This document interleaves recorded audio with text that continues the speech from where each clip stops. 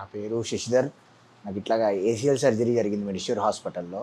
Accident అయితే నేను ఇక్కడికొచ్చాను చూపించుకుందామని చెప్పి.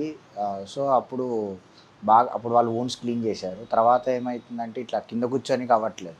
మోకాళ్ళ దగ్గర నొప్పొస్తే సో, సార్ అన్నారు ఎక్స్‌రే తీపిద్దామన్నారు ఫస్ట్. ఎక్స్‌రే తీపిచ్చిన తర్వాత ఏం తెలియకపోతే ఎంఆర్ఐ తీపిచ్చారు. ఎంఆర్ఐలో ఏసీఎల్ ఇంకా ఎంసీఎల్ సర్జరీ చేయాలని కంప్లీట్ ఏసీఎల్ టేర్ అయ్యి ఉంది. సో, వాళ్ళు వంశీకిరణ్ సార్‌ని సజెస్ట్ చేశారు.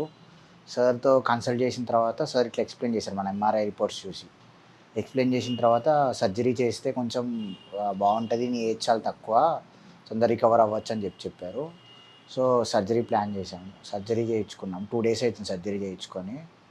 ఇప్పుడు కొంచెం ఈజీగా ఉంది. ఎక్కువ పెయిన్ కూడా తగ్గింది.